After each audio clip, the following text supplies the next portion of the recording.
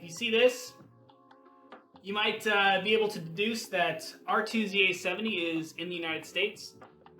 These are sitting at the dose warehouse. They are kitted out. They are QC'd and approved to be sold, and I'm waiting to get the for sale link. R2 features a few changes that aren't incorporated into R1. One of the big ones is there are flats down here on the bottom of the case. Makes it easier to set up in a mill if you're counterboring it. There's an alteration to the starter clutch mechanism. Boss.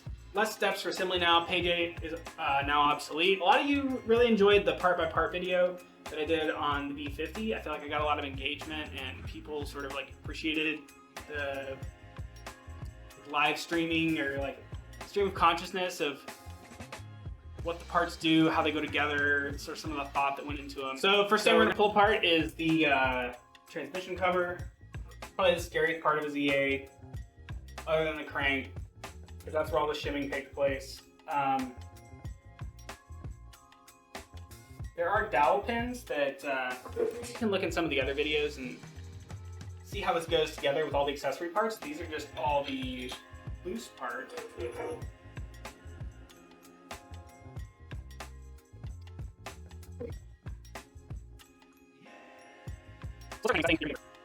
So let's start with the crank shimming, because that's the thing that you're going to be doing first. This is the ignition integration plate. Looks like this. It comes with a grommet to pass the wiring through and create an air seal. So, or a liquid tight seal, so that's cool. Takes the stock ignition cover, which is also cool, and it is pinned for alignment on the case. All mating parts are pinned with dowel alignment. So yeah, take stock covers, ignition mounts to this, and then the way it works is this crank bearing sits inside here, inside the case.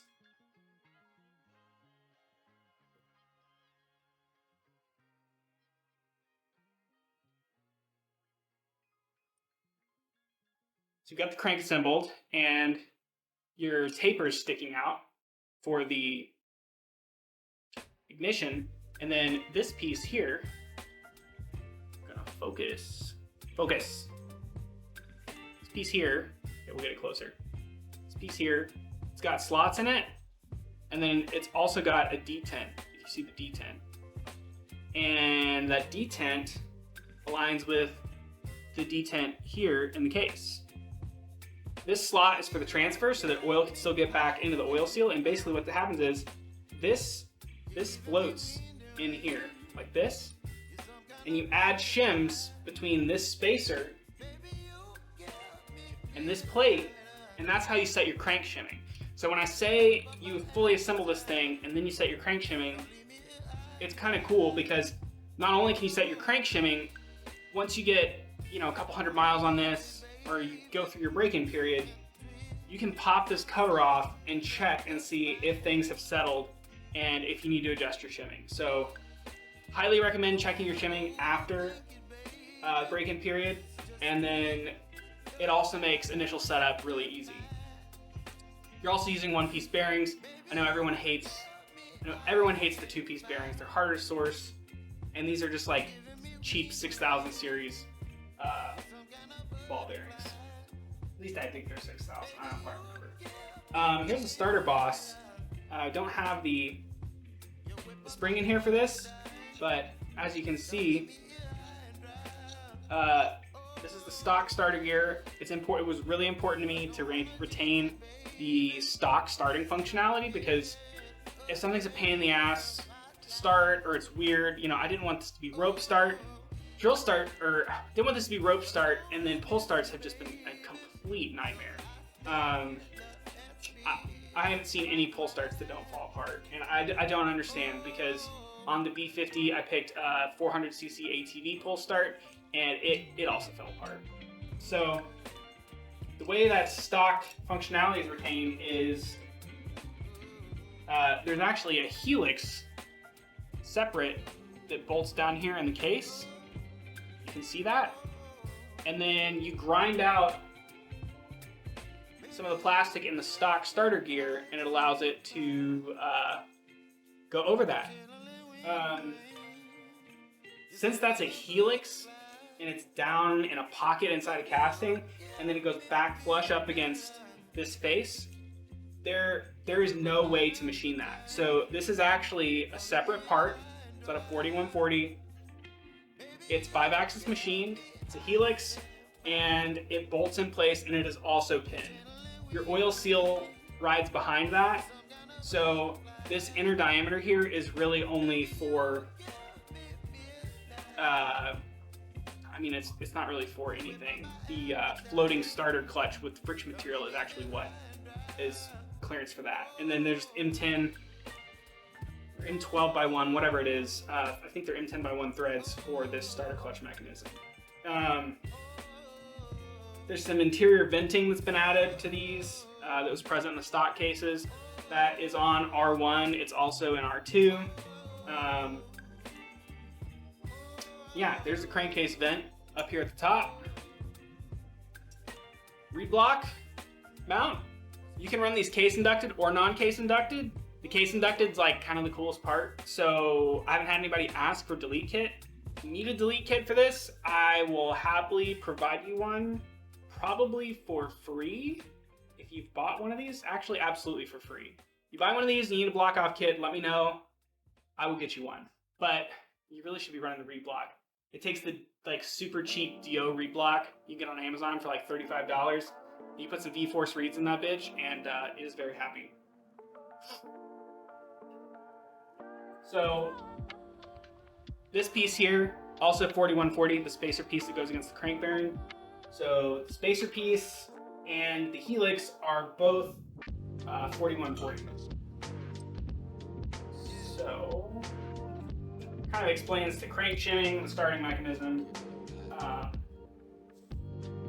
Let's take a look at some of the case internals. There's nothing really exceptional here, other than something you may have already noticed, which is you now have clearance for the sprocket here. So there's quite a bit of space. There's a lot of like draft on the cast cases, and then also the mating surface area. So this is already counterbored for Gila. Gila will fall right in here. Got one up here.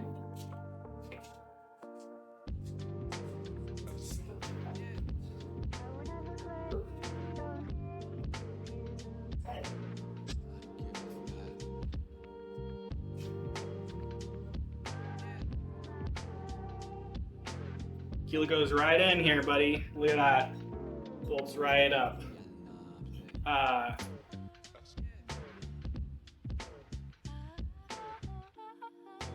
Counterboard for Gila. You can see sort of some of the features inside the case for counterbore. All this is stock. There's a snap ring in here. Just like you have on the stock cases. Dowel pins for alignment. And then there's the NPT hole in the bottom. There's a mounting point for center stand on the bottom. That's a separate kit that's included. There's also it's a separate kit that's available. It was included on the R1s. It's not really necessary to build one of these. So it's broken up separately to help keep the price down on the core functionality. So if you're building something, you've already got a side stand, or you don't care if you have a side stand, those parts are excluded, so you don't have to buy them. I've also included the STLs in the documentation package. So if you want to print those parts and source your own hardware, you can absolutely do that. They're all McMaster parts. All the part numbers are included in the description or in the manual. So I have the stuff kitted out if you want to buy it, but also you can just buy what you need just to get the engine up and running. So trying to look out for people. I know, I want to make it easy. I want to make it as attainable as possible.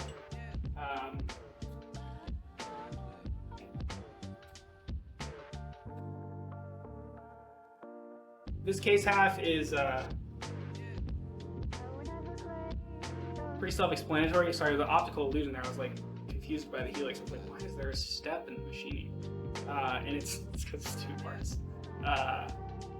Yeah, so we got transfers in for the oil seal. Those are on the other side as well. The other mating dowel pin holes, and then this is the spot in the case. There's an off-the-shelf McMaster part that presses in through here. This boss is just a little bit too close to this wall for the spring, for machining operations, for how tall it needed to be. So this is a separate off-the-shelf part that actually slides in while the cases are split.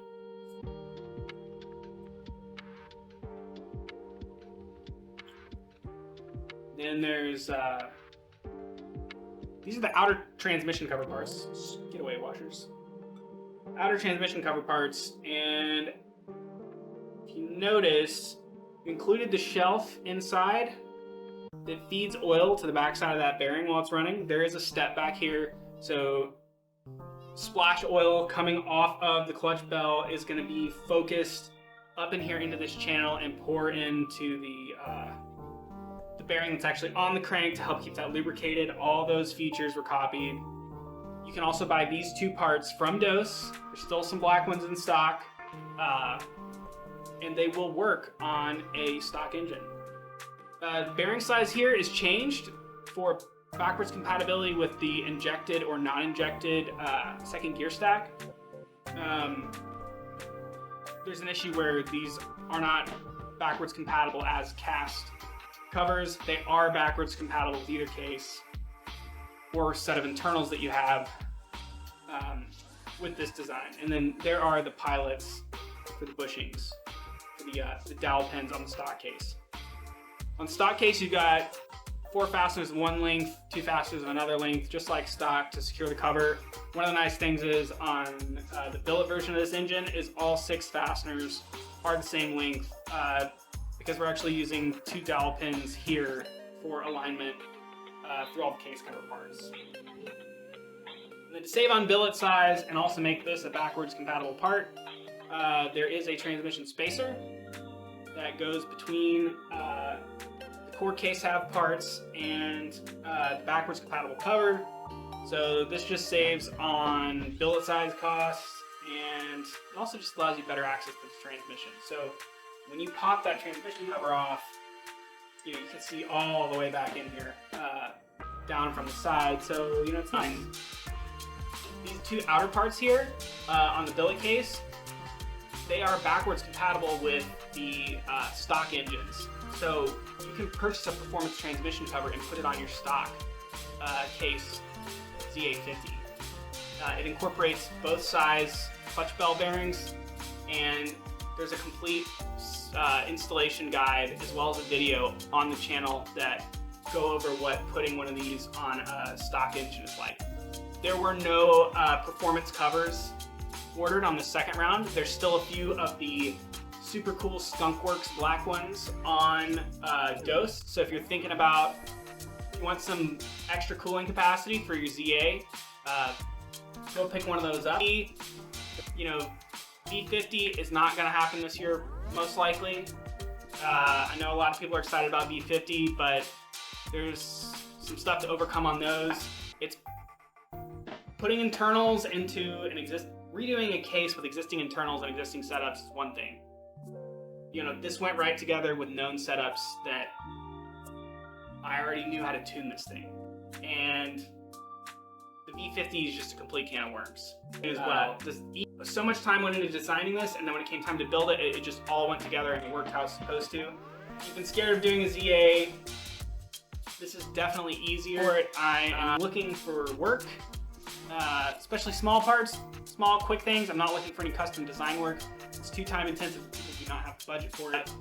It's not limited to moped parts, car parts, boat parts, plane parts, whatever you got. Vintage, new, aftermarket, let me know. We make it out of billet, stainless prints, direct metal laser sintering, multi-jet fusion, sky's the limit. So just with other work, doing the Baker's dozen run on the V50, there's been a lot of work lately. There's only one of me. That's why it's so great to work with people like Dose. So if you like seeing stuff like this happen, you like these billet cases, and you're not buying them, go buy parts from Dose when you can. Definitely buy these from Dose if you like what I'm doing. If you got questions, head to the comments section. I'm also happy to answer questions by email. You can open up if you're considering purchase one, but you've got some particular questions or you want to fly through the CAD model, happy to jump on like a Google call or something. So like and subscribe. Follow me on Instagram. Ask stupid questions. Make the algorithm think that this is important. Okay, bye.